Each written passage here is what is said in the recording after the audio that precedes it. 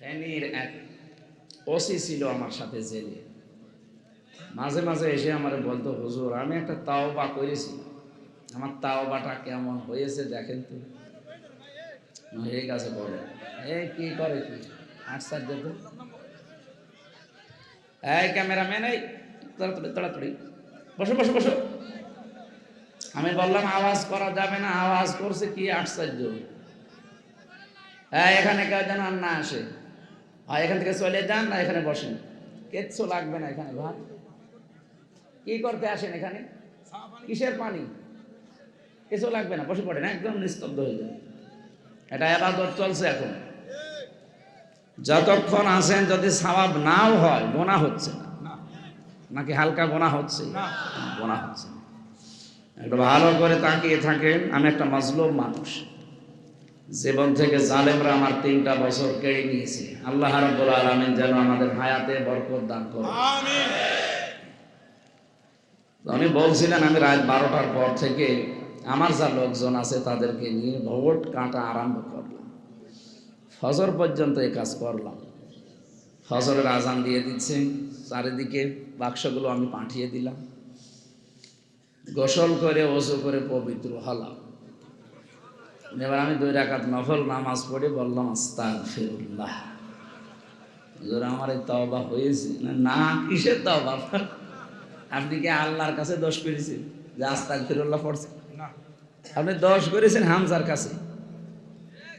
একটা এমপি বানাতে 3.5 থেকে 4 লাখ হামজা লাগে না নাকি? হামজা লাগবে না? তা আপনি আমাদেরটা সব দিয়ে দিলেন, আর আপনি আস্তাগফিরুল্লাহ পড়েন আল্লাহর কাছে। আপনাকে আস্তাগফিরুল্লাহ পড়া ঠিক আছে, কিন্তু যার কাছে অপরাধ করেছেন আগে তার কাছে পড়ে। তাহলে ফেনী এলাকায় যার দায়িত্বে ছিলেন, যেহেতু 2টা থানা নিয়ে একটা আসন, আপনার এই 2 থানায় 3.5 লাখ 4 লাখ মানুষ বাস করে, যারা এদের অধিকারগুলো নষ্ট করেছিলেন, ওখানে যেয়ে বলবেন যে আমার ভুল হয়ে গেছে, আমি আপনাদের ভোটটা দিয়ে দিয়েছিলাম, এখন আপনারা কি করবেন? ওরা যদি বলে যে 2টো করে থাপ্পড় দেবো, তো 2টো করে থাপ্পড় খাবে, অসুবিধা কি? পাওনাদার যা চাবে আপনাকে তাই করা লাগবে, নয়তো আল্লাহ মাফ করবেন। কারণ এটা আল্লাহর এখতিয়ারে না, এটা বান্দার এখতিয়ারে। এই জন্য বলছি, ওনাকে যে তাওবা করার নিয়ম শিখিয়েছিলাম, এখন বের হয়ে গেছে, তো ওনাকে বলেছিলাম যে ভাই আপনার একটা ভয়ঙ্কর সমস্যা হয়ে যাবে, কারণ 3.5 লাখ 4 লাখ মানুষ, এর ভেতরে অনেক মানুষ মারা গেছে। আপনি জেল থেকে বের হয়ে তাদেরকে আর পাবেন না, আপনি মাফও চাইতে পারবেন না। আর দুনিয়াতে কোনো অপরাধের ক্ষমা যদি তার কাছে চাওয়া না হয়, কিয়ামতে আল্লাহ ওই বিচার ডবল করে করবে। আপনি টের পেশ পাচ্ছেন জালেমের জন্য আপনি কি করেছেন? তাকেও তো ডুবিয়েছেন, আপনি নিজেও নিজের কপালে আগুন লাগিয়েছেন। এই জন্য এরকম আগুন জ্বালার সামনে আবার আমার কেউ না লাগায়, আমরা সাবধান থাকবো, কেউ কারো না। কার জন্য আপনি এ কাজ করবেন? বিপদে পড়লে কাওয়া কাকুর কথা তাই হাসিনা সাহেবের মনে নেই। যাওয়ার সময় আমার দেশ পত্রিকা রিপোর্ট দিয়েছে না, যাওয়ার সময় শুধু 14টা সুটকেস নিয়ে গেছে। পাইলটকে বলছে সুটকেস গুলো উঠেছে, বলছে হ্যাঁ চলো। একটা মানুষকেও বলে না। দলের একটা সাধারণ সম্পাদক এত মেল তার সাথে, তারও তো বলতে পারতো যে কাওয়া আমি চলে যাচ্ছি, কিছু হইল। আমারও তো বলতে পারতো ফোন করি যে 3টা বছর জেল খাটালাম, হামজা চলে গেলাম, দোয়া করি। তাও বলি যে আপনি চলে গেলেন এইভাবে, 14টা সুটকেস নিয়ে গেছেন, এ দেশটাকে আপনি এত ঋণ দিয়ে গেলেন। এদেশে এখন কেউ জন্ম নিলে 1,10,000 টাকা তার মাথার উপরে ঋণ, আর বলেন আমি উন্নয়নের রোল মডেল বানিয়েছি। ধনী আরো ধনী হয়েছিল, গরিব মানুষগুলো আরো গরিব হয়ে গেছে। আমরা তেলাওয়াতকৃত যে আয়াত পড়েছি, এর ভেতরে বাস্তব সংক্রান্ত কিছু কথা আসবে, আমি চেষ্টা চালাবো যুগের সাথে মিলিয়ে তাফসীর করার, ইনশাআল্লাহ। সুতরাং জয়নুল আবেদিন ফারুক সাহেবের জন্য দোয়া করছি, দোয়া চাচ্ছি আল্লাহ যেন শেফায়ে কামেলা আজেলা নসিব করে। উনি চিকিৎসার জন্য হয়তো বাইরে গেছে। এখানে প্রধান অতিথির প্রধান আলোচক যিনি ছিলেন, আমার এ পাশের জেলা, আপনাদের মনে হয় কুমিল্লা, এ জেলার কৃতি সন্তান, প্রখ্যাত মুহাদ্দিস, মদিনাতুল উলুম কামিল মাদ্রাসা ঢাকা, আলেমদের উস্তাদ, আমার শ্রদ্ধাভাজন বড় ভাই জনাব মাওলানা ডক্টর মুফতি আবুল কালাম আজাদ বাশার, আতামাল্লাহু উমরাহু ওয়া বারাকাল্লাহু ফি হায়াতি, আমিন। এতক্ষণ আলোচনা রেখেছেন আলেমদের উস্তাদ অধ্যক্ষ মাওলানা ইয়াসিন করিম, মাওলানা আব্দুল মালিক হোসাইন মাহফুজ। বিশেষ অতিথির কথা বললেন অধ্যক্ষ মাওলানা সাজ্জেদ আহমেদ, নায়েবে আমির বাংলাদেশ জামাতি ইসলামী নোয়াখালী জেলা। আমার আগে কথা বলছিলেন পুলিশ সুপার বাংলাদেশ পুলিশ জনাব বীর মোহাম্মদ, আপনাদের এলাকার সন্তান। আরও অনেক মানুষের নাম দেখছি, আমি এমনিতে সময় নেই তো, কারণ আমার রাত 10টার পরে জেগে থাকা নিষেধ। যে অবস্থা আমার শরীরের, 3টা বছর ওরা আমাকে একেবারে শেষ করে ফেলেছে। তারপরও আমি চালাচ্ছি মানুষের এই চাহিদার দিকে, দিনের দিকে তাকিয়ে। আল্লাহ যেন অন্তত সুস্থ রাখেন, আগের অবস্থায় আবার ফিরিয়ে দেন। মঞ্চে বসা ওলামা ইকরাম, সামনে বসা মুসলমান ভাইরা, পর্দার আড়ালের সম্মানিতা মা এবং বোনেরা, প্রশাসনের ভাইরা, যার মাধ্যমে আসলাম আপনাদের এই গ্রামের সন্তান, এই মাহফিল বাস্তবায়ন কমিটিতে যিনি সবচাইতে বেশি শ্রম দিয়েছেন, বিশিষ্ট ব্যবসায়ী জনাব পিয়ার, আরও নাম আছে হয়তো, এ নামেই পরিচিত, হায়াতের তাজ্জে বা সিহাতে করলিয়া কামনা করছি। তার মা বাবাকে আল্লাহ যেন মাফ করে দেন। আমিন। সবাইকে নিয়ে আগে আল্লাহকে ধন্যবাদ জানাই, যিনি আমাদের বিশাল একটা জগদ্দল পাথর বুকের ওপর থেকে নামিয়ে দিয়েছে। আলহামদুলিল্লাহ। এ নোয়াখালীর বহু জায়গায় আসার পরও আমি ফিরে গেছি, কোথায় কুষ্টিয়া, কোথায় নোয়াখালী, আসতে একদিন লাগে। স্যার আমাকে আজকে বলছিল যে টায়ার লাগলে টায়ার দেব, কারণ আমার আসতে একটা টায়ার ক্ষয় হয়ে যায়। কোথায় বলেন তো, আসতে যেতে আমার একদিন শেষ। পরিবার থেকে এখন চাপ দিচ্ছে যে 3 বছর তো ছিলেই ভেতরে, আরো এখন বাইরে থাকবা, আমরা কি। তো এখন তো যেহেতু সিজন, তো এই 3 মাস, জানুয়ারি ফেব্রুয়ারি আর এপ্রিল, মার্চ মাসে তো আবার সৌদিতে থাকা লাগবে হজে। এই 3টা মাস নেওয়া আছে মাহফিলগুলো, আমরা চেষ্টা চালাবো যেন সুস্থ শরীরে সঠিক সময়ে যেন হাসিল হয়ে কোরআনের মূল কথাগুলো আমরা বলতে পারি ইনশাআল্লাহ। এই জন্য যিনি পাথরটা নামিয়ে আমাদের কথা বলার মতো একটা পরিবেশ তৈরি করে দিলেন, যদিও ষড়যন্ত্র থেমে নেই, উনি বাইরে যে এখনো পর্যন্ত যে ষড়যন্ত্রগুলো চালাচ্ছে, যদি আমি এখনো ঐক্যবদ্ধ হতে না পারি, অনেকে এখনো পর্যন্ত বিভিন্ন জিনিস নিয়ে কামড়া কামড়ি আরম্ভ করেছে। মির্জা আব্বাস সাহেব কয়েকদিন আগে ঘোষণা দিয়েছিলেন, আমি ছিলাম ওখানে, বলছিল জীবনে যদি কিচ্ছু না পাই কোনো আফসোস নেই, অন্তত হাসিনা চলে গেছে এটাই আমার সান্ত্বনা। আপনি টের পাচ্ছেন জয়নুল আবদিন ফারুককে কুকুরের মতো পিটিয়েছে। একটা বিরোধী দলীয় চিফ হুইপের মতো মানুষ, তারা যদি 5 বারের এমপি, এই লোকটা যদি পুলিশের হাতে পিটানি খায়, তাও যেভাবে মেরেছে মানুষ এভাবে মারে না। রিমান্ডে আমি মার দেখেছিলাম, কিছু মানুষ দেখতাম চোখ মুখ বেঁধে, মনে হয় যে মাটির নিচে যেখানে এমন পিটানো পিটাতো, হাতের নখ তুলে নিত। আমি কয়েকজনের নখ দেখি নাই, পায়ের নখ তুলে নিত। এই কঠিন অবস্থায় ওদের যে চিৎকার, ওরা তো নয় সাধারণ মানুষ, ওরা হয়তো ওই ডাইল মাইল খায় অথবা ওই লাল পানি খায়, এরকম কিছু মানুষ, অথবা মানুষ মার্ডার করেছে। জয়নুল আবদিন ফারুক সাহেব মানুষ মার্ডার করেছে না বলেন? যিনি মেরেছিল কোথায়, সে লোক কই, তারা তো আর পাওয়া যাচ্ছে না। হারুন আঙ্কেলের জীবন তো শেষ করে দিয়েছে। আঙ্কেল আমার সাথে ওই ছোট হুজুরটা ছিল জেলে, আমার ঘরেই ছিল। আমারে মাঝে মাঝে রাতের বেলা যখন কারারক্ষী এসে তাহাজ্জুদ নামাজের জন্য ডেকে দিত, রাত 2:30 3টার দিকে, আমরা 2 জন এক ঘরে।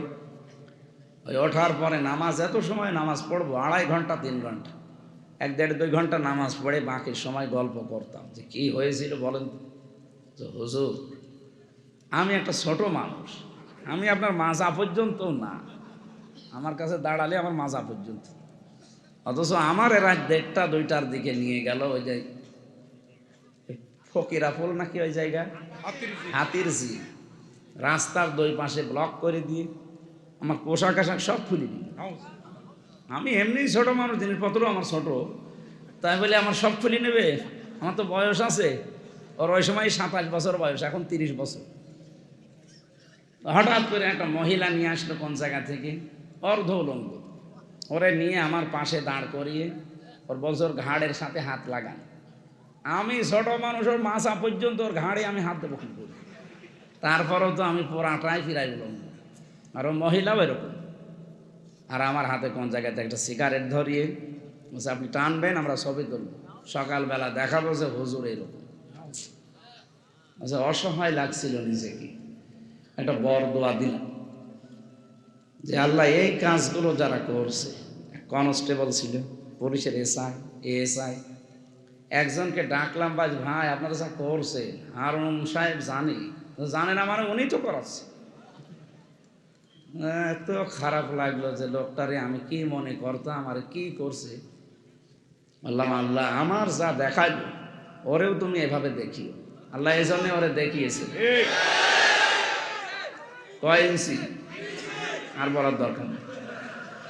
এত অপমান আমার বাংলাদেশে যদি 10 জন হয়, তার ভেতরও একজন। আলেমদের সাথে যারাই যোগে যোগে বেয়াদবি করেছে, প্রত্যেকটাকে আল্লাহ কিছু না কিছু দেখিয়েছে। ঐশী ছিল আমাদের পাশের জেলে, ওই যে বাবা মাকে জবাই করেছিল, ঐশীর বাবাও তো পুলিশ। হাজার হাজার আলেমের উস্তাজ জনায়েদ, আল্লামা জনায়েদ বাবু নগরী রহমতুল্লাহ আলাইহি, লোকটা মারা গেছে। আমি জেলে থাকতে আমি মারা গেছি। ওনারে দাঁড়ি ধরে উল্টা পাল্টা কথা বলেছি যে তোমার আল্লাহকে ডাকো, কি করতে পারে দেখবো। উনি বলেছিল যে আমাকে গালি দেন, নবীর সুন্নাত নিয়ে এরকম উল্টা পাল্টা করবেন না, আল্লাহ কিন্তু আপনাকে সত্যি ছাড়বে না। ছাড়িয়েছে না, মেয়ের হাতে জবাই করিয়েছে। আলহামদুলিল্লাহ বলার দরকার নেই, কিন্তু কাজটা কত নিকৃষ্ট বলেন তো। নিজের সন্তান জন্ম দিয়ে তার হাতে জবাই হওয়া লাগে, পৃথিবীর ইতিহাস পাল্টিয়ে দিয়েছে। এই জন্য আশা করছি আলেমদের সাথে, সত্যিকার যারা আলেম, আলেম নামে জালেম যেগুলো এই ফরিদউদ্দিন মাসুদের মতো এরকম না,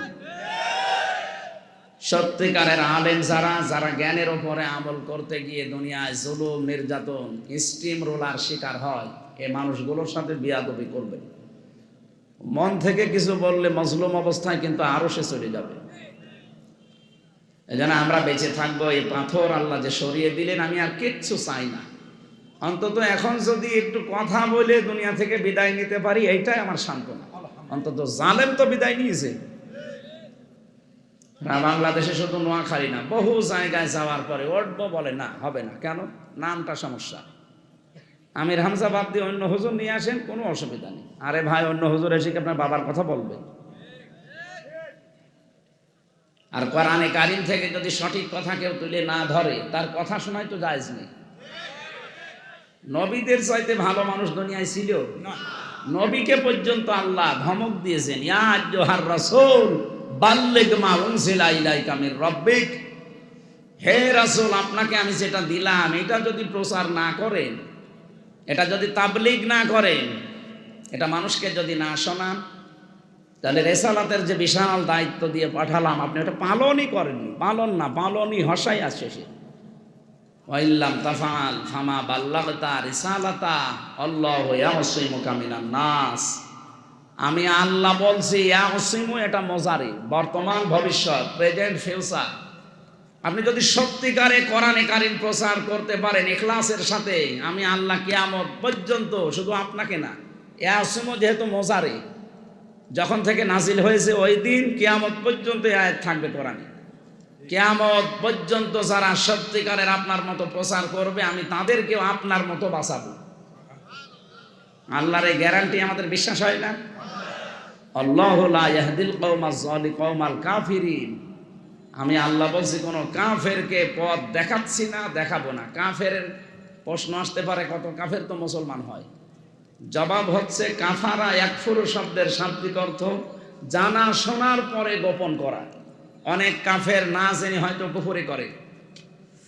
ইন্ডিয়ার এই যে মলম সাংবাদিক, যেটা হকার, এই কয়েকটা হকার মিলে কয়েকটা সাংবাদিক চ্যানেল যারা উল্টা পাল্টা বাংলাদেশ সম্পর্কে তথ্য দেয়, এগুলো কিন্তু জেনে শুনে দেয়।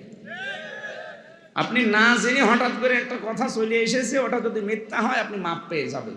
কিন্তু একেবারে উদ্দেশ্য প্রণোদিতভাবে একটা মানুষকে, একটা দেশকে কালার করার জন্য বিশ্বের কাছে আপনি উঠে পড়ে লেগে যাবেন, এইটার কোনো ক্ষমা নেই।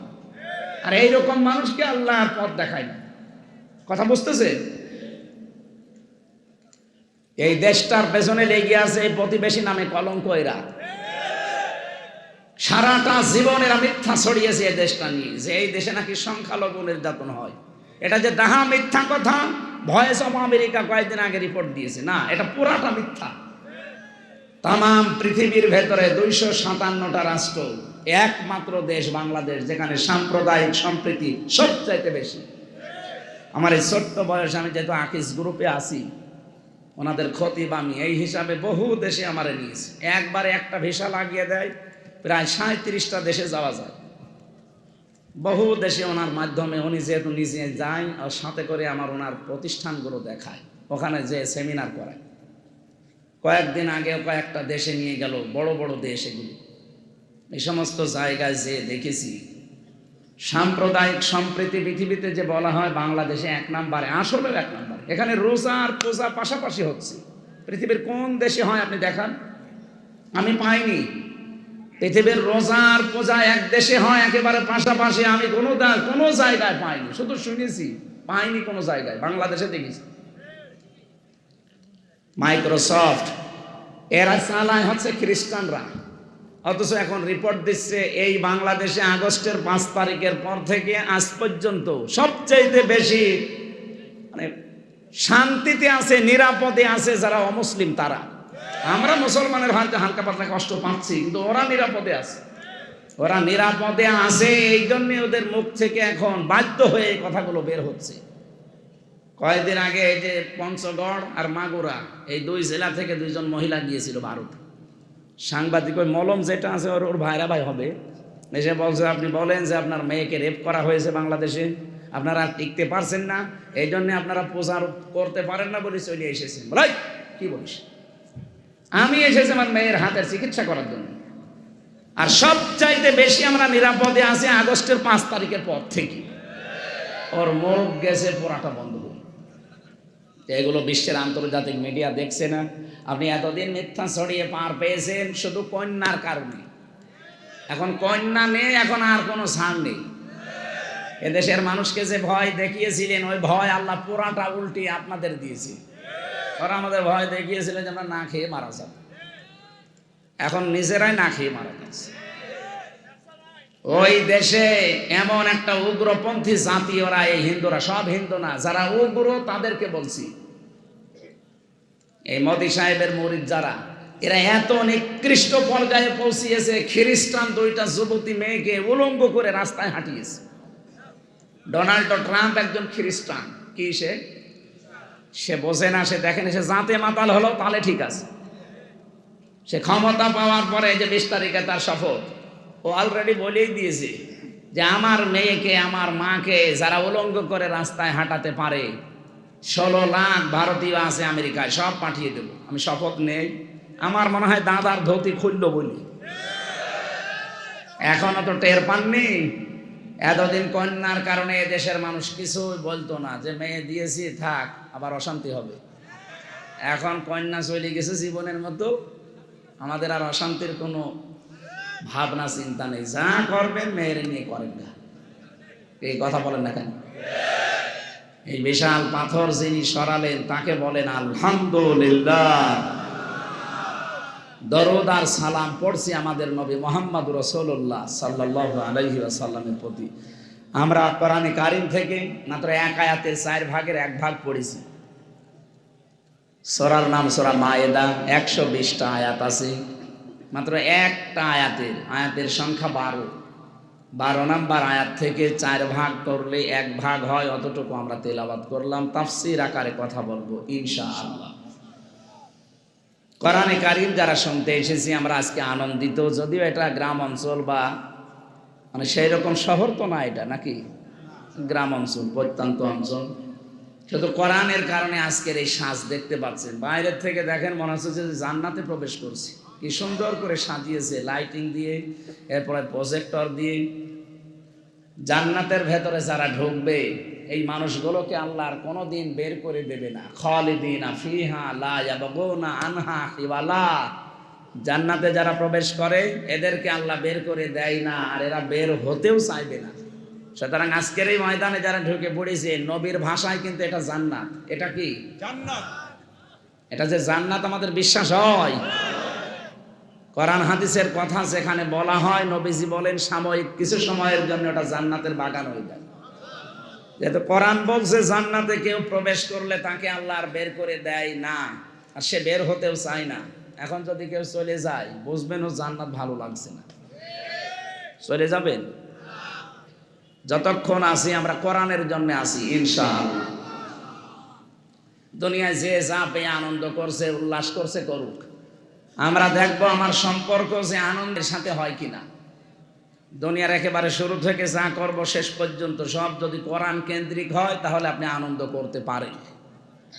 আল্লাহ রাব্বুল আলামিন বলেন, কুল বিফাদলিল্লাহি ওয়া বিরহমাতিহি ফাবিযালিকা ফালিয়াফরাহু হুয়া খায়রুম মিম্মা ইয়াজমাউন। সূরা ইউনূস 11 নম্বর পারা 14 নম্বর পৃষ্ঠার 7 নম্বর লাইনের 58 নম্বর আয়াত। এটা কোরআনে কারিমের 10 নম্বর সূরায় আছে। তাফসিরে ফি জিলালিল কোরআন থেকে বলছি, সাইয়্যিদ কুতুব রহমাতুল্লাহ আলাইহি লিখেছেন, আল্লাহ পাক বলেন, হে নবী, দুনিয়ার মানুষকে আপনি বলে দেন তারা যেন আনন্দ করে আমার কোরআন নিয়ে। কোরআন কি মাথায় নিয়ে নাচবেন আপনি? না, স্যার বলছিলেন না সৎ কাজে আদেশ, অসৎ কাজে নিষেধ, এটাই কোরআনের মেন কথা। নবীজি নবুয়ত পাওয়ার আগেই এই দুইটা তিনি পালন করতেন। কি কথা বোঝে? সৎ কাজে আদেশ করা, অসৎ কাজে নিষেধ করা, এইটার জন্যই আল্লাহ জান্নাতের ভেতরে হযরত আদম আলাইহিস সালামের যে ক্লাস নিয়েছিলেন এই দুইটা বিষয়ের উপরে। এটা হয়তো অনেকে জানেন না, আমি সিক্রেট ওপেন করছি আজকে। এইদিকে তাকান, যান বসেন, আপনি বসেন, ভালো করে বসেন। এখানে অনেক মানুষ আমরা এটা জানি যে জান্নাতের ভেতরে ফেরেশতাদের সামনে হযরতে আদমকে আল্লাহ সম্মানিত করেছিলেন। কিসের কারণে? ওয়া'আল্লামা আদামাল আসমাআ কুল্লাহা ইলা আখির আয়াত। সূরা বাকারার ভেতরে আল্লাহ বলেন, আমি আদমকে শিখিয়েছি যত কিছুর নাম আছে সব। এবার আমরা যারা জ্ঞানী মানুষ, বিশেষ করে আলেম, তাদেরকে বলছি, এখানে এসএম এর বহু বচন আসমা। এসএম মানে নাম, আসমা মানে নাম সমূহ। আপনার কি মনে হয় ক্লাস নিচ্ছে সরাসরি কে? ছাত্রকে? আদম নবী, সাধারণ মানুষ না। ভালো করে বোঝেন তো, ক্লাস নিচ্ছে সরাসরি আল্লাহ নিজে, আর ছাত্র আমাদের মতো কেউ না, সরাসরি আমাদের বাবা, সমস্ত মানুষের বাবা তিনি, তারপরও নবী তিনি। এমন জায়গায় ক্লাস করাচ্ছে যেটা দুনিয়ার সাধারণ জায়গাও না। জায়গা কোনটা? জান্নাত। বলেন বলেন। আমাদের কি মনে হয় যে এখানে আল্লাহর নাম বলতে আলু, পটল, ঝিঙা, বেগুন এগুলোর নাম শিখিয়েছে? এখানে সিলেবাসভুক্ত আলেম যারা আছে জিজ্ঞাসা করেন তো, প্রত্যেকেই ও কথা বলবে, আমিও বলবো, কারণ আমি এভাবেই পড়েছি। এইটা পড়ে আমরা কামেল পাস করি, এইটা পড়ে আমরা মাস্টার শেষ করি। যে আসমা, বহু বচন আল্লাহ দিয়েছেন, বিভিন্ন জিনিসের নাম শিখিয়েছেন, যে এটা পাখি, এটা গাছ, এটা আলু, বেগুন, পটল, ঝিঙা না। কোনদিন চিন্তা এসেছে আপনার মাথার ভেতরে? আমি কিন্তু গবেষণামূলক কথা বলি, চিন্তা ভাবনা করে আন্দাজে কোনো কথা, গতানুগতিক কথা বলার আমার অভ্যাস নেই। আমি কেন বলবো আন্দাজে? মোসানবীর কাহিনী 2.5 ঘন্টা, আপনি কিছুই পেলেন না। 5 মিনিট শুনবেন, ওখান থেকে অন্তত 10টা শিক্ষা যেন বের হয়। ক্লাস একেবারে ক্লাসের মতো করা লাগবে। আছেন না আপনারা? কোনদিন ভাবনা চিন্তা আসে যে আল্লাহ ক্লাস করায়, নবী ক্লাস করছে, জায়গাটা জান্নাত, কত বড় গুরুত্বপূর্ণ একটা ক্লাস, ওখানে এরকম জিনিসের নাম শিখি আল্লাহ করবে কি? মুফাসসিরিন ইকরাম, যত এখন আধুনিক মুফাসসির যারা চিন্তা ভাবনা করে তারা লিখছে, আল্লাহ পাক ওই জায়গায় শিখিয়েছিলেন সমস্ত ন্যায় এবং সমস্ত অন্যায়। কিয়ামত পর্যন্ত যত ন্যায় এবং অন্যায়ের আসল বিষয় ওই এক ক্লাসে আল্লাহ সব আদমকে শিখিয়ে দিয়েছেন। প্রশ্ন আসতে পারে তাহলে আমরা, হ্যাঁ ওই ক্লাসে আমরা ছিলাম না, কিন্তু আমরা তার সন্তান। আদমের পৃষ্ঠদেশ থেকে যখন আমাদেরকে আল্লাহ বের করেন, ওয়াইদা খাযা রাব্বুকা মিন বানি আদামা মিন যুহুরিহিম যুররিয়াতাহুম ওয়া আশহাদাহুম ইলা আখির আয়া। আল্লাহ পাক বলেন, আমি আদমের পৃষ্ঠদেশ থেকে পৃথিবীর যত মানুষ কিয়ামত পর্যন্ত আসবে সবাইকে এক টানে বের করেছিলাম, যেটা আলমে আরো বলা হয় রুহের জগৎ। ওই একদিন ওনার পৃষ্ঠদেশ থেকে আমাদেরকে আল্লাহ বের করলেন। ওনাকে যেহেতু আল্লাহ ক্লাস করিয়ে একদিনে যত ন্যায় এবং অন্যায় বিষয়গুলো জানিয়ে দিয়েছেন, আমরা লেখাপড়া যদি নাও করি কোনটা ন্যায় কোনটা অন্যায় ওই ক্লাসের মাধ্যমে আদম আলাইহিস সালামের কাছ থেকে বাবা হিসাবে সন্তানে আমরা পেয়ে গেছি। আপনি দেখবেন লেখাপড়া জানে না, তারপরেও ন্যায় এটা এটা অন্যায়ও কিন্তু জানে, মানতে পারে না হয়তো তার বিবেক বা তার ইমানের কারণে, কিন্তু লোকটা জানে যে এটা ন্যায় না অন্যায়। আপনি কোন দিন শিখেছিলেন এটা? ওই যে একেবারে ওই জায়গা থেকে চলে আসতেছে বাবার কাছ থেকে। এটা দুনিয়ার আসল কাজই এটা, যত ন্যায় এবং যত অন্যায় এই দুইটা বিষয় নবীজিও পর্যন্ত নবুয়ত পাওয়ার আগেই তিনি এগুলো ছিলেন। এই জন্য মানুষ তাকে আল আমিন বলতো, আস সাদিক বলতো। আমার এখান থেকে যে শিক্ষার বিষয় আপনি আরো চিন্তা ভাবনা করে আয়াতটা পড়বেন, আরো আধুনিক যে তাফসীর গুলো আছে, আরো ব্যাখ্যা বিশ্লেষণ করা আছে, আপনার জ্ঞানের পরিধি আরো বাড়তে থাকবে। তাহলে তা'মুরুনা বিল মারুফ শুধু না যে ভালো কাজে আদেশ করো, অন্যায় কাজে নিষেধ করো, এই শব্দটা পড়লেই যেন মনে হয় আমি পরিচিত কোন জায়গা থেকে। এই যে তা'মুরুনা বিল মারুফ, মারুফ মানে পরিচিত, মারুফ মানে কি? এই শব্দটা উরফুন থেকে এসেছে, আইন রাফা আরাফা। এটা আরাফাতের ময়দান বলা হয় কেন? কারণ ওই ময়দানে আদম আর হাওয়া পরিচিত হয়েছিলেন। তাহলে দুনিয়ার যত ভালো কাজ, যত ন্যায় কাজ, এটার সাথে আমরা আগেই পরিচিত। যত অন্যায় কাজ বাধা দেওয়া লাগবে এটার সাথে আমরা আগেই পরিচিত। এটা আমাদেরকে দুনিয়ায় এসে আল্লাহ পরিচয় করাননি, এটা আমরা জন্মগতভাবেই পরিচিত। হযরতে আদম নবীকে আল্লাহ ক্লাসে যেহেতু এটা শিখিয়ে তার সম্মানটা বাড়িয়ে দিয়েছেন, এই জন্য দুনিয়াতে যারা জ্ঞান অর্জন করতে থাকবে তাদের মর্যাদা আল্লাহ দিনের পর দিন বাড়াতেই থাকবে।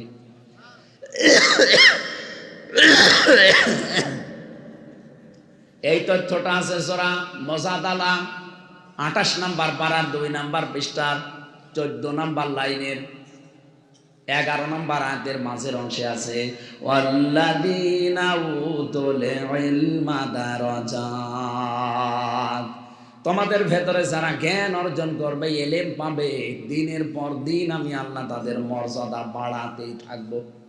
শুধু বাড়াবো না, দারাজাত বহু বচন। যারা এলেম পাবে তাদের মর্যাদা বাড়তে থাকবে। প্রশ্ন আসতে পারে, কত জ্ঞানী মানুষকে আল্লাহ এখন মানুষকে দিয়ে অপমান করাচ্ছে। হ্যাঁ, জ্ঞান অর্জন করলেই হবে না, জ্ঞান অনুযায়ী আমল থাকা লাগবে। কথা বুঝতেছে? সত্যিকার অর্থে নিজের যোগ্যতা এবং জ্ঞান অনুযায়ী কোনো মানুষ যদি সঠিক থাকতে পারে, হ্যাঁ ঝড় ঝাপটা আসবে কিন্তু তারে টিকে থাকা লাগবে। ও যদি সত্যি টিকে থাকতে পারে, নাও থাকতে পারে, দিন যত যাবে ওর মর্যাদা আল্লাহ তত বাড়িয়ে দেবে। এই 15.5 বছরে যারা বৈষম্যের শিকার ছিল, সঠিকভাবে চলতে গিয়েও তারা পারে নাই, এরপরেও কিন্তু প্রশাসন বলেন, বিচার ব্যবস্থা বলেন, শিক্ষা ব্যবস্থা বলেন, স্বাস্থ্য ব্যবস্থা, সব জায়গায় অনেকে চেষ্টা চালিয়েছে কিন্তু পারে নাই। এই মানুষগুলোর দিকে আজ তাকান, তাদের সম্মান মর্যাদা আল্লাহ কিন্তু বাড়াতেই আছে। আমি নাম ধরে বলতে পারি কিন্তু বললাম না। তাহলে এখান থেকে আমরা শিখলাম কি?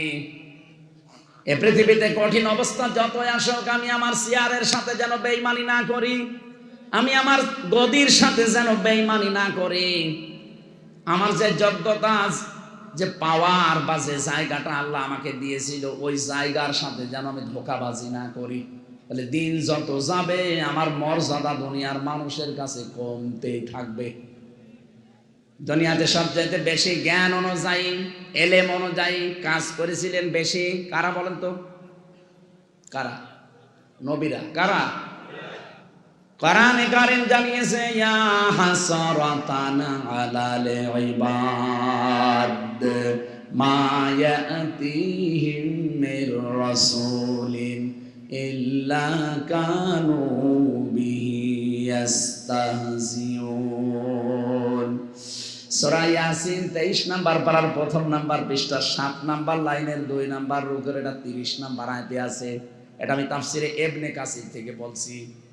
আল্লাহ পাক বলেন আমার আফসোস লাগে, আমার আফসোস, আমার আক্ষেপ, দুনিয়ায় এমন কোন নবী রাসূল পাঠালাম না যার সাথে সমসাময়িক মানুষেরা ঠাট্টা করে নাই, বিদ্রুপ করে নাই। বলেন তো নবীদের চরিত্র কি খারাপ ছিল? বলেন বলেন, কেন তাদের সাথে ঠাট্টা বিদ্রুপ করেছে? একটাই কারণ, তারা তাদের জ্ঞান অনুযায়ী, যোগ্যতা অনুযায়ী কাজ করতে গেছে। আজ দুনিয়াতে সত্যি যারা ওই যে আদম নবীর পাওয়া থেকে যে জ্ঞান, পরিচিত জ্ঞান, এই জ্ঞানের উপরে সত্যি যারা আমাজ টিকে থাকতে চাবে, আমল করতে চাবে, কাজ করতে চাবে, দেখবেন তাদের মর্যাদা সম্মান নিয়ে অনেকে টানাটানি করবে। কিন্তু তাদের ভেতরে মহব্বত, সৃষ্টির ভেতরে আল্লাহ নিজে তৈরি করে দেবে। আমি আল্লামা সাঈদীর নাম বলছি, বহু চেষ্টা চালিয়েছে তাকে কালার করার জন্য। কিছু শয়তান লোক ছাড়া সবাই তাকে ভালোবাসে। মাঝে মাঝে আমি দেখতাম জেল থেকে যখন নিয়েছি, তো আমার আগে থাকতো উনি পেছন ভ্যানে 1-1.5 কিলোমিটার 2 কিলোমিটার মানুষ দৌড়াতো, মহিলারা। হুজুর কোনো ভয় নেই আপনার, আফসোস করবেন না, ও জালেমদের কোনো কথা আমরা বিশ্বাস করি না। অথচ পুলিশ পেছনে পেছনে আছে, পুলিশের ভয় থাকার পরও তারা নির্দ্বিধায় আমাদেরকে শোনাতো, কোনো চিন্তা নেই। ওই যে ফাঁকা দিয়ে একটু মুখ বের করলে দেখতাম মহিলারা কিছু দৌড়াচ্ছে, চিনি না জানি না, অথচ ওর ভেতরে মহব্বত তৈরি করে দিয়েছে আল্লামার জন্য কে? ইন্নাল্লাযীনা আমানু ওয়া আমিলুস সালিহাতি সায়াজআলু লাহুমুর রাহমানু ওয়াদ্দা। সূরা মারিয়াম 96 নাম্বার আয়াত 16 নাম্বার পারার 11 নাম্বার পৃষ্ঠার প্রথম নাম্বার লাইনে আছে। যত তাফসীর আমি আয়াতের সাথে মিলিয়েছি, প্রত্যেক মুফাসসির আয়াতে বাংলা একই কথা লিখেছেন। প্রায় 42টা মিলিয়েছিলাম ভার্সিটি থাকাকালীন, এই যে বোদ্দা শব্দটা নিয়ে। আল্লাহ জানিয়েছেন সত্যি যারা ঈমান এনেছে, ও নোয়াখালীবাসী, নোয়াখালী না এটা? এদিকে তাকান। আল্লাহ পুরা কোরআনে যেখানেই দেখবেন ঈমানের কথা জানিয়েছে, সেখানে ঈমান পেয়েছে এ কথা বলেননি? প্রত্যেক জায়গায় তিনি বলেছে যারা ঈমান। এই ক্লাস চলছে না? 1 2 ছেলে ফেলে জবাব দিয়ে দেখেছি। এইভাবে জবাব দেবেন যদি বুঝে থাকেন, আর না বুঝলে চুপ করে থাকবেন। কোরআনে ঈমান কেন্দ্রিক যত কথা আছে, এটা প্রায় 903 জায়গায় পাবেন কোরআন শরীফে। প্রত্যেকটা জায়গায় ডাইরেক্ট হোক ইনডাইরেক্ট হোক, প্রত্যেক জায়গায় আল্লাহ আমাদেরকে ডাক দিয়েছেন যারা ঈমান এনেছেন না ঈমান পেয়েছেন। এবার আপনি নিজের দিকে তাকিয়ে বলেন তো, আপনি কি ঈমান এনেছেন না ঈমান পেয়েছেন? না না, ঈমান এনেছেন কবে? আপনি ঈমান পেয়েছেন। আপনার মা বাবা পূর্বপুরুষ যারা মুসলমান ছিল তাদের পক্ষে এসেছেন, ঘরে এসেছেন, এর জন্য আপনি ঈমানদার। কোনদিন ঈমান এনেছেন? না। হয়তো ছোটবেলায় আরবি পড়তাম, মক্তবে, এখানে মাদ্রাসার উদ্যোগে মনে হয় মাহফিল, এখানেও দেখবেন কায়দার পেছনে লেখা আছে এটা আমানতু বিল্লাহি কামা হুয়া বিআসমাইহি ওয়া সিফাতিহি ওয়া ক্বাবিলতু জামিয়া আহকামিহি ওয়া আরকানিহি। 5টা বিষয়, এই 5টার স্বীকৃতি দেওয়া লাগে, তারপর আপনি ঈমান এনেছেন বলে গণ্য হবেন। আমরা যারা এখানে আছি আমরা ঈমান আনি নাই, ঈমান পেয়েছি। বলেন ঈমান পেয়েছি। 5টা বিষয় এখন যদি বলি আপনি একটার ভেতরও টিকবেন না। অথচ ছোটবেলায় ওইটা আগে পড়িয়েছে, আলিফ বা তা সা পড়ানোর পরে দেখি ওইটা মুখস্থ করাতো আগে। ওই সময় ছোট ছিলাম, বুঝি না, এখন দেখি সবই ওর ভেতরে। আমানতু বিল্লাহ, আমি ঈমান আনলাম এমন আল্লাহর উপরে, না আমি ঈমান পেলাম এমন আল্লাহর উপরে। আমি এমন আল্লাহর উপরে ঈমান আনলাম কামা হুয়া, যার অস্তিত্ব আছে, বিআসমাইহি, যার নাম আছে, ও সিফাতিহি, যার গুনাহগান আছে, আকাবিলতু জামিয়া, আমি তার যত কিছু আছে আমি সব কবুল করে নিলাম, স্বীকার করে নিলাম, মেনে নিলাম। আহকামিহি ওয়া আরকানিহি, এখানে আহকাম হুকুমের বহু বচন আহকাম, আর রকনের বহু বচন আরকান। যত হুকুম তিনি আমার জন্য দিয়েছেন, যত খুঁটি আমার জন্য আছে, সব আমি শক্ত করে ধরলাম। ইসলামের খুঁটি কয়টা বলেন তো? আরো জোরে বলেন। আপনি কায়দায় সে ছোটবেলায় স্যার পর্যন্ত পড়েছে, আমরা কিন্তু শুধু পড়ে শেষ, এগুলো বাস্তবে বাস্তবায়নের কোনো পক্ষে আমরা নেই। এই জন্য আমরা ঈমান পেয়েছি, আর সাহাবা একরাম ঈমান এনেছিলেন। এবার আমার প্রশ্ন, কোরআনে কারীম থেকে ঈমান যদি কেউ আনতে চায়, তার প্রথম একটা কাজ আল্লাহ দিয়েছেন। নোয়াখালীবাসী ঈমান এনেছি বললে হবে না, ঈমান আনার আগে একটা কাজ আছে, ওটা হচ্ছে তাগুত ছেড়ে দেওয়া। নিজে নিজের জায়গা থেকে ভাবেন তো, আপনি কি ঈমান এনেছেন তাগুত সহকারে না তাগুত ছেড়ে দিয়ে? আগস্টের 5 তারিখের আগে একটা জরিপ পেয়েছিলাম আল জাজিরার। ওনারা জানাচ্ছিল বাংলাদেশে 100 জনের মাত্র 15 জন চায় যে দেশে কোরআনের আইন চালু হোক। 100 জনের মাত্র 15 জন। আগস্টের 5 তারিখের 3 দিন আগের রিপোর্ট একটা। মাত্র এই 3.5 মাসের ব্যবধানে এই দেশে এখন 100 জনের 58 জন মানুষ চাচ্ছে দেশে কোরআনের আইন চালু। অনেক হিন্দু পর্যন্ত বলছে না, কোরআন আসলে আমরা নিরাপদ থাকবো, তারা দেখছে তারা এখন। এবার বাস্তবে বলেন তো, ঈমান আনতে হলে যেটা ত্যাগ করা লাগে তার নাম তাগুত। কোরআনে কারীম জানিয়েছে, ফামাই ইয়াকফুর বিত্তাগুতি ওয়া ইউমিন বিল্লাহ। সূরা বাকারা 3 নাম্বার পারা, 1 নাম্বার পৃষ্ঠা 13 নাম্বার লাইনের 256 নাম্বার আয়াতের মাঝের অংশে আছে, কে যদি ঈমান আনতে চায়, আল্লাহ বলেন ওকে দায়িত্ব দিলাম ও যেন তাগুত ছেড়ে দেয়। কি ছাড়ে? তাগুত ছেড়ে দিয়ে যদি ঈমানের দাবি করে, ফাকাদ ইসতামসাকা বিল উরওয়াতিল ওয়াসকা, সে এমন একটা মজবুত খুঁটি, একটা রশি ধারণ করবে, লাম ফিসাম আলাহা, জীবনও ছেড়ে যাবে না। এবার আয়াতটা বাংলাদেশের সাথে মিলান। এদেশে যারা তাগুত ছেড়ে দিয়ে ঈমান আনে, তাদেরকে আপনি যতই জুলুম অত্যাচার করেন, তার ঈমান থেকে টলাতে পারবেন না। এই কথা বলছেন না কেন? ডক্টর শফিকুল ইসলাম মাসুদ আমার আগের রিমান্ডে ছিল, যে অফিসার তাকে পিটিয়েছে, এসে নিজে আমাকেও নিয়ে গিয়েছিল ওই ঘরে। বলছে এখানে মাসুদকে আমরা একেবারে ফুটবলের মতো লাথি দিয়েছি।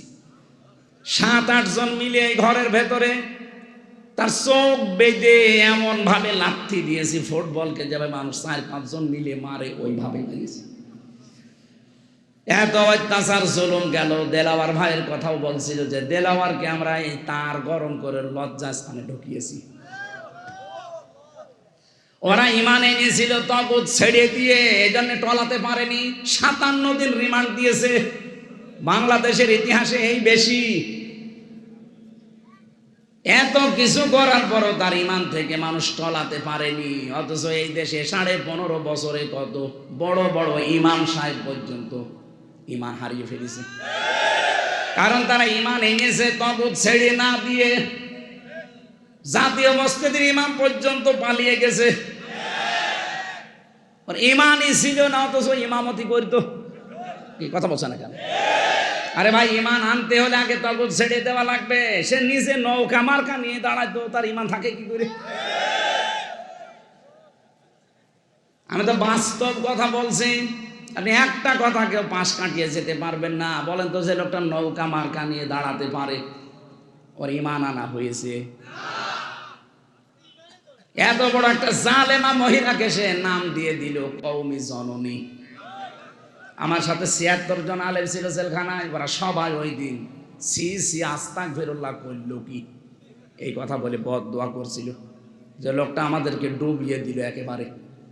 নিজের একটা স্বার্থের কারণে, জাতীয় মসজিদের ইমাম হওয়ার জন্য আপনি জালেমা মহিলাকে নিজেও জানেন যে জুলুম করছে, আপনি নিজেও জানেন যে এই লোকটার কারণে ইলিয়াস আলীর মেয়ে বুকের ভেতরে নিয়ে যেভাবে মায়া কান্না করছিল, তখনও জানতো যে ইলিয়াস আলী বেশি আছে।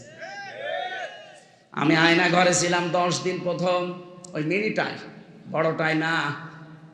মাঝে মাঝে দেখতাম পিটা তো মানুষকে রাতের বেলা, কান্নার আওয়াজ এত বেশি আসতো, তো এক সময় তো এক জায়গায় করে দিত। বলতাম কি, বলছে আমাকে খুব পিটিয়েছে। বললাম এই জায়গার ছাড়া আরো গুরুত্বপূর্ণ কোনো জায়গা? হ্যাঁ, এছাড়া বড় জায়গা আছে, আমাদেরটা একটা ছোট। অথচ 2 বছর 5 বছর 7 বছর পড়ে আছে, কেউ জানে না দুনিয়ায়। এইটাই যদি এত কঠিন হয়, বিগ যেটা, বড় যেটা আয়নাঘর, সেটা শুনতাম নাকি ওইটার সাথে ভারতের মাটির নিচ দিয়ে সুড়ঙ্গ পথ করা আছে। বেশি ঝামেলা করবা তোমারে কিন্তু মাছের খাবার বানিয়ে দেব, এই কথা বলতো। ইনি না, এনার কলিগরা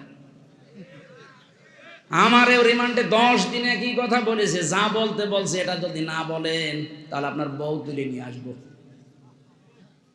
এই দেখেন, কোরআন শরীফ আমার সামনে এই কথা আমারে বলেছিল যে আপনার বউ তুলে নিয়ে আসবো।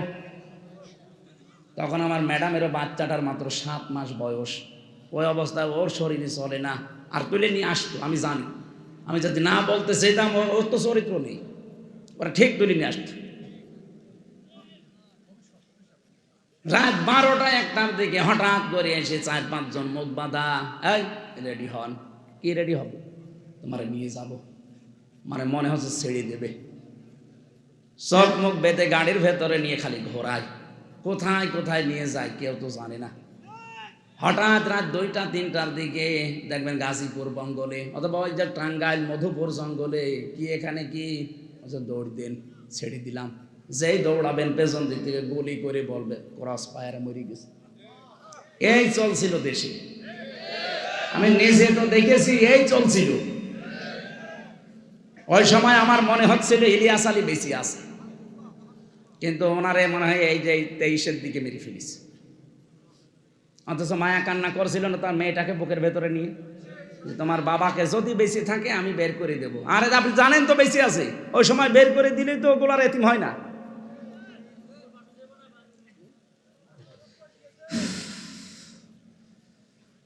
একটা মানুষ জানে না তার নাম কি, ওরা জিজ্ঞাসা করে ভাই আপনার নাম কি, মুখের দিকে তাকিয়ে থাকে। কারণ 8 বছর 10 বছর 14 বছর লোকটা আছে, জানেই না যে আমি আছি কিনা।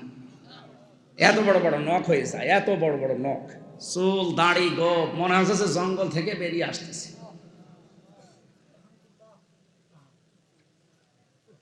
কেউ কেউ দেখতাম নখ দিয়ে ওই যে দেওয়ালের সাথে খুশিয়ে খুশিয়ে ভাঙ্গা ভাঙ্গা অক্ষরে লিখে রাখতো, ভাই যদি বাইরে যেতে পারেন এই নাম্বারটা জানাবেন যে আমি বেঁচে আছি। সকালবেলা কয়টা পচা ছোলা দিয়ে যেত, পারলে খান না পারলে ফেলি দেন। সকালবেলা, দুপুরবেলা দিত 1 মোট ভাত, মনে হচ্ছে কেউ মাখিয়ে দিয়েছে।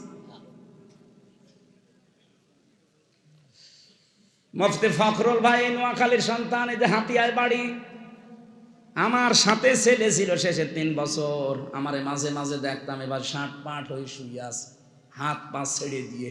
এমনি তো এদিকে 3.5 হাত, এদিকে 1.5 হাত, এতটুকু ঘর। কি হয়েছে ভাই এইভাবে থাকেন? যে হামজা তুমি তো জানো না আমারে কি করেছিল, আমারে নিয়ে পায়ের ভেতর দিয়ে এভাবে হাত দিয়েছে। সামনে যে লোহার ব্যারিকেড দেওয়া, ওর সাথে হাত লাগিয়ে তালা লাগিয়ে দিয়েছে। আরে 1 মিনিট 5 মিনিট 10 মিনিট না, বছরের পর বছর এইভাবে আমি বসে আছি। 1-1.5 মিনিট সময় দিত টয়লেট করার জন্য, 1-1.5 মিনিট। বলেন তো একটা মানুষ এভাবে কয়দিন থাকতে পারবেন আপনি? আর এখনো পর্যন্ত দেখি অনেকে জালেমের পক্ষে সাফাই গায়, স্ট্যাটাস দেয় যে কি করেছে বাবু, আমার পালিয়ে যাওয়া লাগলো। তোমার সাথে তো করেনি, তোমার বাবারে যদি 14 বছর আটকিয়ে রাখতো আয়না ঘরে, তখন টের পেতি।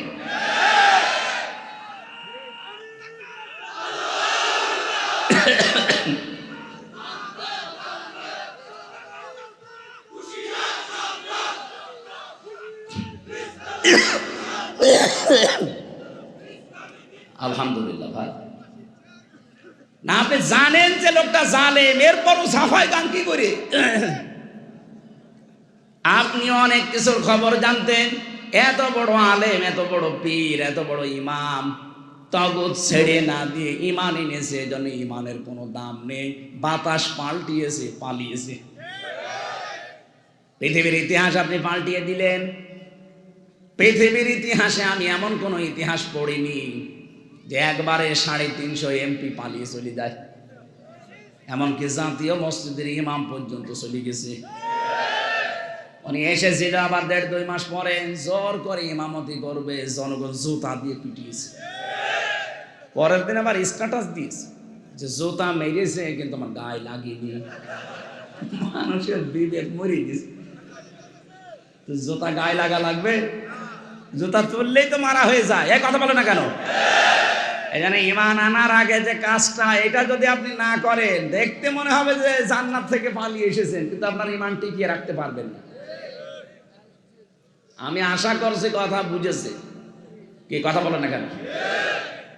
জালেমদের বাড়ি ঘরগুলো আমাদের জন্য আল্লাহ নিদর্শন বানিয়েছেন। সূরা নমল 20 নাম্বার 19 নাম্বার পারা 20 নাম্বার পৃষ্ঠা 7 নাম্বার লাইনের 52 নাম্বার আয়াত। এটা বাড়ি যে আমার প্রত্যেকের মনে হয় পড়া দরকার একবার করে। আল্লাহ রাব্বুল আলামিন বলেন, ফাতিলকা বুয়ুতুহুম খাবিয়াতাম বিমা যালামু।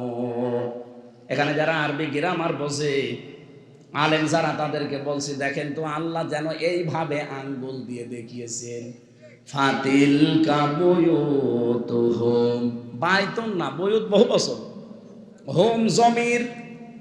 আল্লাহ যেন আগস্টের 5 তারিখে বিকাল বেলায় আয়াতটা আবার নাজিল করেছে আরেকবার। এইভাবে দেখাচ্ছেন, এই সেই ঘরগুলো খাবিয়াতান, আমি জনশূন্য করে দিয়েছি, বিমা যালামু, জুলুমের কারণে। আচ্ছা, কত বাস্তব আমি নিজে দেখেছি। কুষ্টিয়ায় হানিফের বাড়ি, বিকাল 5টা বাজতে বাজতে ওর বাড়ির ইট পর্যন্ত মানুষ খুলি নিয়ে চলে গেছে। ওটা এখন জনগণের পায়খানা।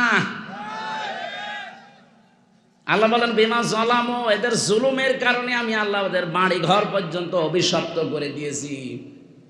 আমি একটা চিন্তা করেছিলাম যে এত বড় একটা নেতা, কাওয়া কাকুর পরে তার স্থান ছিল। কি হানিফের নাম শোনেননি? তার বাড়ি এখন যান, পায়খানার প্যান পর্যন্ত খুলি দিয়ে চলে গেছে। এত দাপট ছিল এই দেশে, এত এত নিকৃষ্ট পরিণতি আল্লাহ কেন করলো? আর এখন জনগণের টয়লেট হইল কেন? আমি ওই 16 সালে একবার হজে গিয়েছিলাম, ওইটার সাথে মিলালাম। হজ করার সময় চারিদিকে 7 চক্কর মারলাম।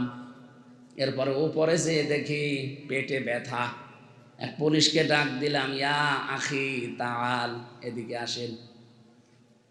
এখানে আশপাশে কোনো ফার্মেসি আছে? আমার পেটে দারুণ ব্যথা করছে। এতক্ষণ তো আমার ভালোই লাগছিল। পুলিশ আমারে বলছে, ইয়া হাজিউল হুজ্জাত আইনা বিলাদুকা, ও হাজি, দেশ কোথায়? যে তুমি বাংলাদেশ।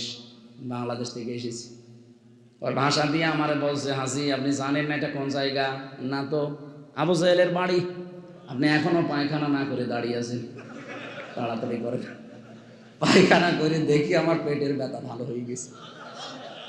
না, আমি সুবহানাল্লাহ বলার জন্য না, এখানে একটা শিক্ষা আছে। আল্লাহ যেন আমাকে জানাতে চাচ্ছে, হামজা এত টাকা খরচ করে 6500 কিলোমিটার দূর থেকে আসলে, আরে শয়তানের বাড়িতে পায়খানা না করে চলে যাবা, তাড়াতাড়ি করো। আমার মনে হচ্ছে আগস্টের 5 তারিখের পরে আপনি সারা দেশের দিকে তাকান। আমি তো 630টা থানার কম বেশি প্রায় জায়গায় আমার এখন যাওয়া হয়ে গেছে। যেখানেই যাই দেখি জালেমদের বাড়িঘর সব জনশূন্য, সবগুলো জনশূন্য হয়ে পড়ে আছে। আপনি ঢাকার ওই বাড়িটার দিকে তাকান, কত আবেগ নিয়ে মানুষ সেখানে যে চুমা খেত বাড়িতে, অথচ বাড়িটা এখন জন টয়লেট, জাতীয় টয়লেট হয়ে গেছে। 8-9 জন 10 জন একবারে যাচ্ছে দেখছি, কেউ এদিকে কেউ এদিকে কেউ এদিকে। মনে হচ্ছে যে জামাতবদ্ধ টয়লেট চলছে। আমার মনে হয় অনেকের পেটে ব্যথা, এই ব্যথা দূর করার জন্য জায়গায় যাচ্ছে। এ পর্যন্ত ছিল জালেমদের, এর পরেরটা আমাদের, নাকি বলবো না? নিজেরটা আবার নিজের গায়ে লাগবে না তো? আল্লাহ পাকের পরেরটা আমাদের জন্য দিয়েছেন। কোন সূরা মনে আছে? এটা সূরা নমল। কোন সূরা? 19 নাম্বার পারা 20 নাম্বার পৃষ্ঠা 7 নাম্বার লাইনের 52 নাম্বার আয়াত। যে কোনো তাফসির বাংলায় যে পড়বেন আপনার ঈমান আরো দৃঢ় হবে যদি শিক্ষা নিতে পারেন। এর পরেরটা যেহেতু আমাদের জন্য, এবার শোনেন, ইন্না ফি যালিকা লাআয়াতাল লিকাউমিন ইয়ালামুন। এখানে যারা আলেম যারা দেখবেন দুইটা তাকিদ দেওয়া আছে, ইন্না আর লামে তাকিদ। আল্লাহ বলেন অবশ্যই অবশ্যই এর ভেতরে শিক্ষা আছে যারা জ্ঞানী সম্প্রদায় তাদের জন্য।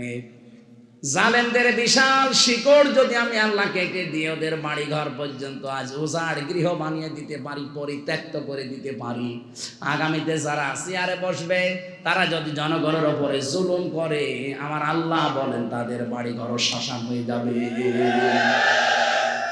এই জন্য আমরা সাবধান থাকবো। আমার কথা ছিল যদি ঈমান আনতে চান তাগুত ছেড়ে দেবেন। তাগুতটা কি এইটাই তো অনেকে জানে না। মা মানা তাগুত লোগাতনা সারহান, তাগুত কাকে বলে, এর পারিভাষিক আবিধানিক কি, এটা কত প্রকার। যদি দেখানোর সম্পদ হতো আমাদের আদম নবী আলাইহিস সালাম, তার স্ত্রী এই পৃথিবীতে বিশ্ব সুন্দরী ছিল এক নম্বরে হযরত হাওয়া আলাইহিস সালাম। তার চেহারার কাটিং আল্লাহ নিজের হাত দিয়ে বানিয়েছিলেন। এত সুন্দর করে পৃথিবীতে কোনো মহিলাকে আল্লাহ বানাননি, কিয়ামত পর্যন্ত বানাবেও না। কিভাবে বানিয়েছিলেন হযরতে আদম, আমি তাফসিরে পড়েছি, উনি ঘুম থেকে উঠে দেখলেন ডান দিকে বসে আছে হযরতে হাওয়া। উনি দেখলেন, দেখার পরে ধরতে গেলেন। আল্লাহ পাক বলেন দেখাও যাবে না, ধরাও যাবে না। হযরতে আদম বলেছিলেন আল্লাহ দেখা যাবে, ধরা যাবে, কোন কায়দা আছে সেটা বলেন। বিয়ে করা লাগবে, আমি রাজি আছি। রাজি হলে হবে না, দেন মোহর দেওয়া লাগবে। তাহলে এখান থেকে মাসলা বের হয়, বিয়ে করতে হলে দেন মোহর শর্ত।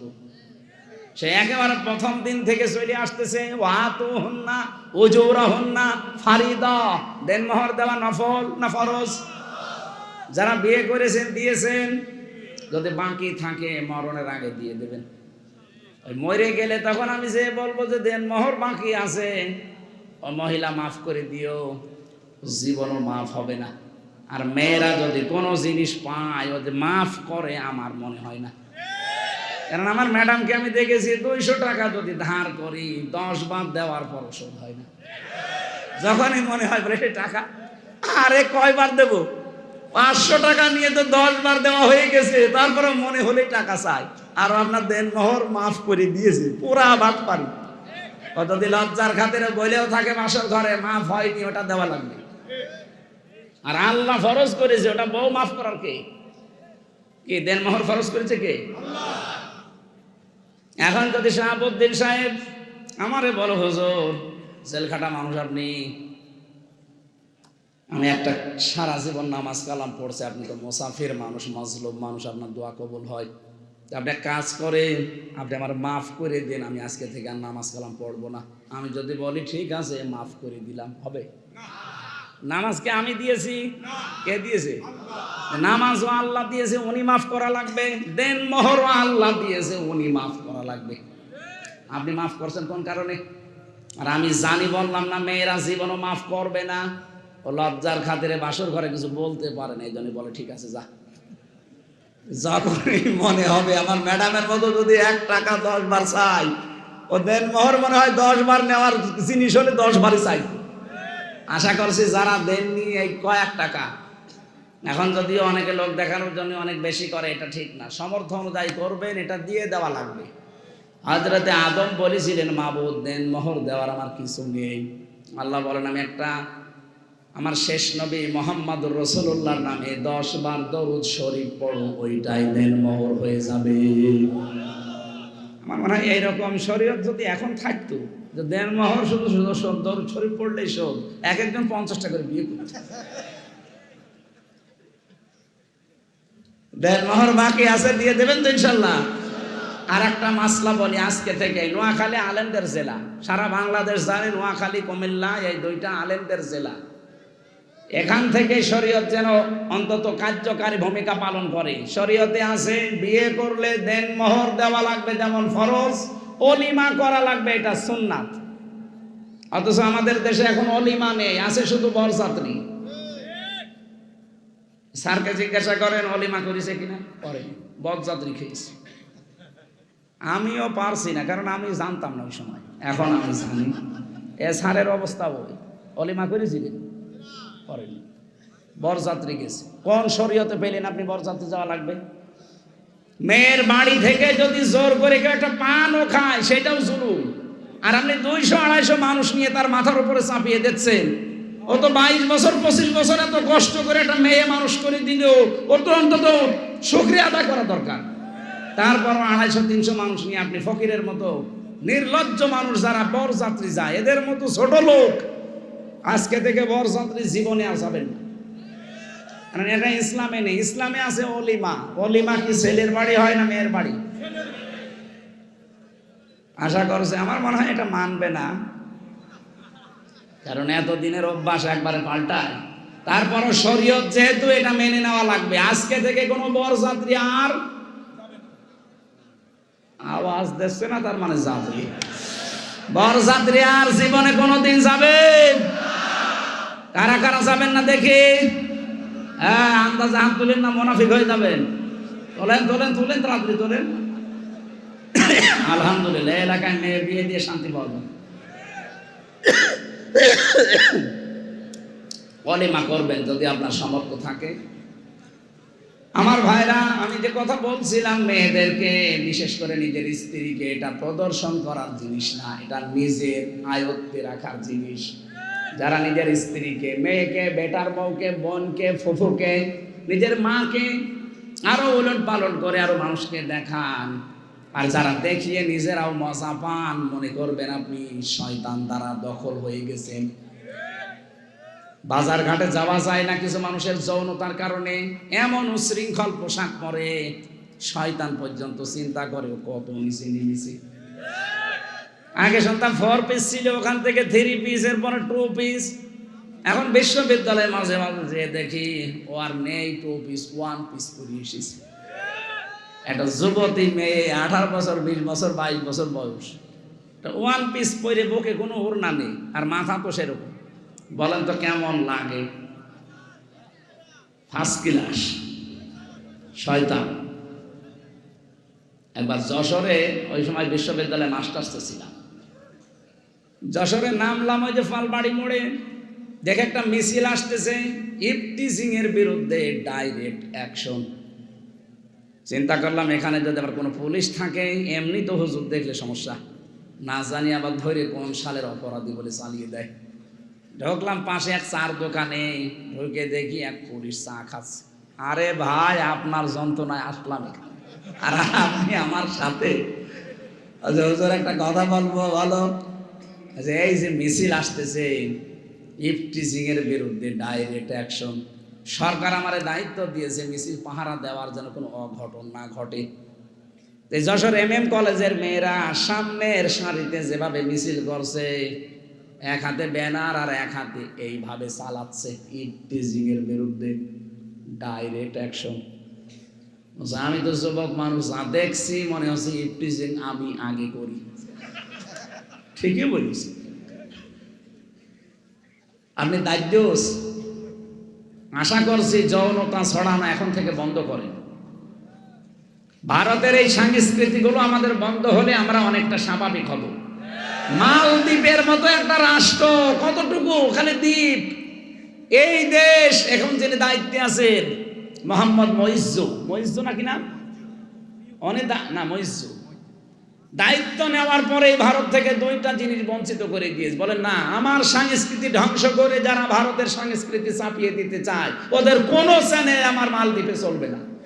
বাংলাদেশে এখন যারা দায়িত্বে আছেন, আমার মনে হয় খুব তাড়াতাড়ি এটা করা দরকার। ভারতের এই 36টা চ্যানেল বন্ধ করে দেওয়া। ওদের চ্যানেলে কোন শিক্ষা আছে? শুধু পরকীয়া প্রেম আর মানুষের সংসার ভাঙা ছাড়া কিচ্ছু না। মমতা ব্যানার্জি স্বীকার করেছে না, যেখানে খালি তালাতালি করা হয়, বউ শাশুড়ির দ্বন্দ্ব লাগানো হয়, আর পরকীয়া প্রেম শেখানো হয়। ওইটা শিখতে শিখতে এখন বাংলাদেশের দিকে তাকান, প্রতিদিন 2টা ছেলে মেয়ের মা চলে যাচ্ছে আরেকজনের সাথে আল্লাহর রাস্তায়। এটা আল্লাহর রাস্তা? কুষ্টিয়ায় আর 7 দিনের ভেতরে আমি এই যে দেখছি প্রায় 11 থেকে 12 জন মহিলা, একটা ছেলে আছে, মেয়ে আছে, স্বামী বাদ দিয়ে চলে এসেছে আরেকজনের কাছে। না, আমি অনশন করবো, আমার বিয়ে করালাম, আমি সব আপনাকে দিয়ে দিয়েছি। এখন পুলিশই কি করবে? ধরে রাখা জিনিস, পরকীয়া প্রেম যারা করছে একটা সংসার ভাঙা আর পৃথিবী ভাঙা সমান। বিশেষ করে ভাবির সাথে আর প্রতিবেশীর স্ত্রীর সাথে আর বিবাহিত মেয়েদের সাথে। এই লাইনে যারা আছেন এক্ষুনি তওবা করা লাগবে। আপনি এমনিতেই যদি অবিবাহিত কোনো মেয়ে পছন্দ হয় বিয়ে করতে পারেন, এতিম অসহায় সামর্থ্য থাকলে বিয়ে করে ফেলেন। অথবা কোনো মহিলা যদি বিধবা হয়, স্বামী পরিত্যক্তা হয়, স্বামী মরে গেছে, স্বামী পরিত্যক্তা, এরকম মহিলা যদি অসহায় পান, সামর্থ্য থাকলে বিয়ে করে নেবেন। কিন্তু লাইন করা যাবে না। যারা এই লাইন করে করে একেবারে সব কিছু শেষ করে দিয়ে এখন আপনি আস্তাগফিরুল্লাহ পড়ছেন ওই ওসির মতো হবে। আর এটা থেকে মুক্তি পাওয়ার জন্য দুইটা ঔষধ আছে। আপনাদের সময় বেশি হয়ে গেল মনে হয়, রাত হয়ে গেছে। কোরআনে কারিমের সূরা নূর 18 নাম্বার পারা 12 নাম্বার পৃষ্ঠা 8 নাম্বার লাইনের 30 নাম্বার আয়াতটা বাড়ি যেয়ে পড়বেন। দুইটা ঔষধ আল্লাহ দিয়েছেন। নিজের স্ত্রী যাদের ভালো লাগে না, অন্যের বউ দেখলে আকর্ষণ হয়, ভালো লাগে, তাদের জন্য মাত্র 15 দিন পর্যন্ত একটু মেনে চলেন, দেখবেন আপনার মনের পরিবর্তন হয়ে গেছে।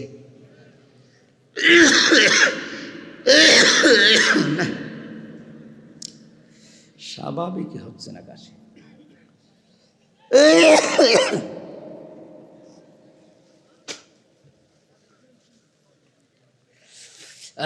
সুবহানাল্লাহ। একটু চা দেখি দেন, একটু চা দেন, জোরে জোরে দেন। লা ইলাহা ইল্লাল্লাহ সুবহানাল্লাহ আলহামদুলিল্লাহ। অনেকক্ষণ বসে আছেন তো সেই আসরের পর থেকে, এই জন্য অনেকে পোশাক পায়খানা বা বিভিন্ন কাজ আছে চলে যাচ্ছে। আমরা শেষ করে দেবো নাকি?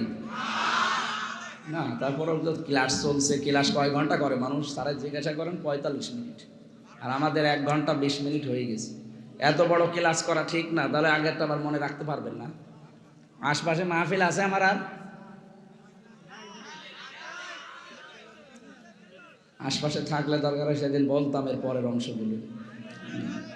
আমারও তো আবার বেশি থাকা লাগবে, খাওয়া হয়নি এখন, তো না খেয়ে চলে আসলাম। একটু তো রাত্রে শেষ করি, আপনারা এসে তো আধা ঘন্টা লস হয়ে গেল। দেখেন, আরে চা দিতে কিয়ামত হয়ে যাচ্ছে। কি করে ও বা চা আনতে গেছি তো আমার খাওয়া হয়েছে।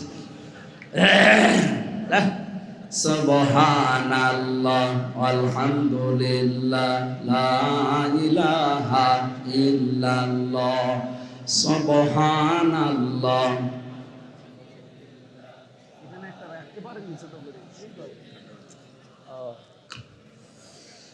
লা ইলাহা ইল্লাল্লাহ মুহাম্মাদুর রাসূলুল্লাহ। আল্লাহুম্মা সাল্লি আলা সাইয়্যিদিনা মাওলানা মুহাম্মদ ওয়া আলি সাইয়্যিদিনা মাওলানা মুহাম্মদ।